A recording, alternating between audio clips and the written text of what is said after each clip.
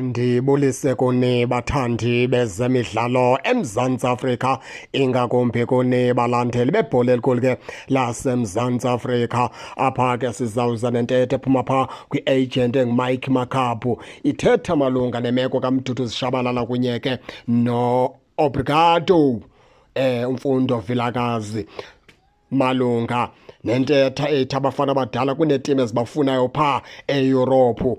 Uthi ke na ke uMike Makhabu, ewe zikhona iitim ke ezibafunayo abafana, ingakubi njengoba ke besebancinci. Iitim zaseYurophu ziyayithanda ke laa age, ingakumbi baphinde badlalele ke iitim enjengeKaizer Chiefs.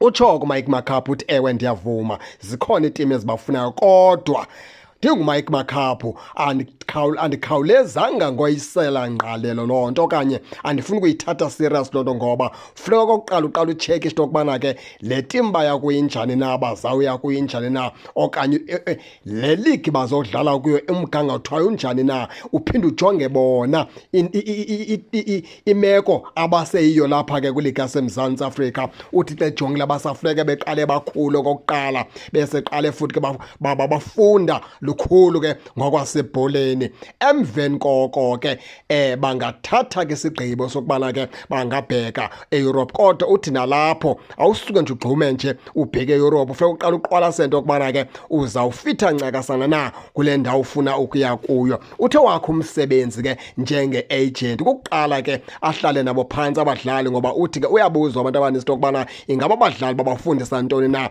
bezi-agent. Uthi ke na ke no, into ebalulekileyo phaa umdlali uyafika kuwe akuxela iphupha lakho ufuna udlala itim enkulu, wena umsebenzi wakho uyi-agent uqala ujonge i-performance yalo mdlali, into yokubana angafitha na kule tim afuna udlalela yona. Ubuyambona uba ngeke afithe umntu into yokubana ngeke ngokomgangatho kwangoku awunofitha phaa. Into ebalulekileyo ke ngoku khawuqale kuqala usebenze nzima uzibonakala into yokubana ke uyafuna na nyhani ngenene ukubheka phaa kulaa tim. Utshoko uMike Makhabu ke baphulaphula ngeliphelele, uthi ke akafuna ungxama ke ngothi ke uMdudu Shabalala kunye ke noMfundo Vilakazi baredi ukubheka phaa phesha kolwandle. Uthi loo nto leyo ifuna uqale ke ayiqwalasele kakuhle, ajonge macala kwiligi abadlala kuye eMzantsi Afrika, ajonge indlela abadlala ngayo. Uthi uyavuma baphefuma kakuhle kakhulu, futhi ke uyavuma iKaizer Chiefs okwangoku bayithwele abafana abancinci, and naphesheya kolwandle eEurope ke bazithanda kakhulu youngsters ezingangumfundo Vilakazi kunye ke noMdudu Shabalala. Kodwa wakho umsebenzi nguMike Makhabu kukwenza sure into yokuba uyabaprotecta, uyabavikela, akavumi noba yintoni ke ezawufikelela kubo, ingakumbi xa besenje bekwesi stage ke apha ke bomini, ngoba ke basafuna ukuziveza basebancinci. Uthi ke loo nto leyo idinga bona ke bangompondo zihlanjwa abanjengoMike Makhabu baqale benze sure into yokuba indawo abayonyathela kuyo ingcwele, iya kubakhulisa ngokwasebholeni, hayi into yokubana suka bathathe nje eyobaphosa kuba ive kuthiwa bafuna eEurope. Uthi loo nto leyo ke ngeke yenzeke.